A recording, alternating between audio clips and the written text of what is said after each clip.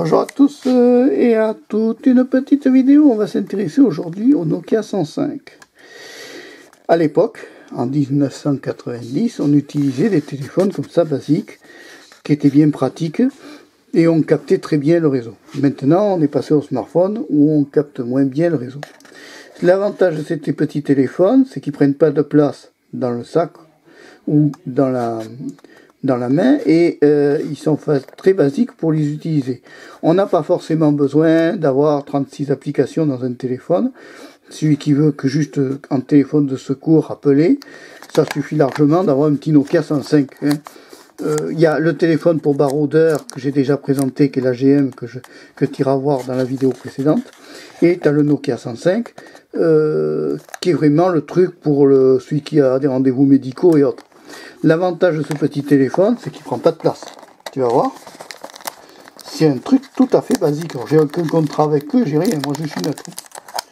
Mais j'avoue que je préfère ça à un téléphone, un smartphone. Le problème des smartphones, c'est que pour les personnes qui ont un peu d'électrosensibilité, eh bien, on a des problèmes à les avoir. Mais regarde-moi la taille du Nokia 105. Hein, c'est quand même assez petit et ça suffit largement. C'est un téléphone pour téléphoner. Il n'y a que des crochets et raccrochés, il y a des touches. Et ça suffira largement. Tu vois, il y a marqué Nokia, bon, ça on s'en fiche. C'est vraiment du téléphone basique pour téléphoner. On n'a pas besoin d'avoir Facebook, par exemple, dans son téléphone. Tout le monde n'a pas envie d'avoir des réseaux sociaux dans le téléphone. Avantage de ça, c'est que je crois que c'est géré par un autre OS que Google. On va regarder ça au derrière de l'appareil. Storage, micro USB connecteur, FM radio, ça on s'en fiche. Il y a des jeux, mais ça on s'en fout des jeux, c'est juste bon pour les salles d'attente. Et quand on déballe ici, on retrouve un chargeur avec un USB type C, tu vois, c'est tout à fait classique. Et puis ici on retrouve une petite batterie, assez sympathique, avec 3,7 volts. Ce sont des téléphones, attention, qui résistent, qui tiennent plus longtemps la batterie que un téléphone normal, hein, Nokia 105, tu vois, il y a le petit guide. Est-ce que c'est en français?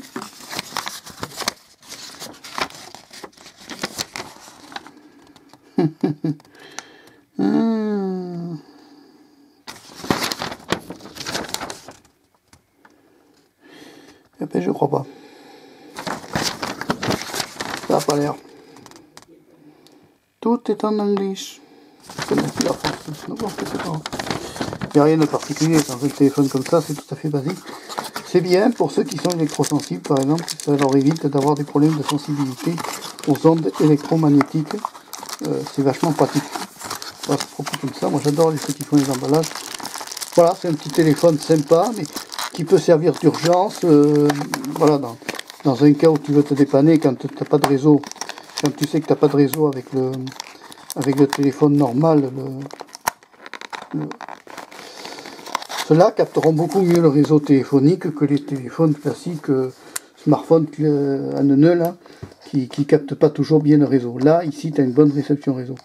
Voilà, le petit Nokia 105, ça me fait plaisir d'en rentrer un, parce que j'ai toujours bien aimé cette marque, en Nokia.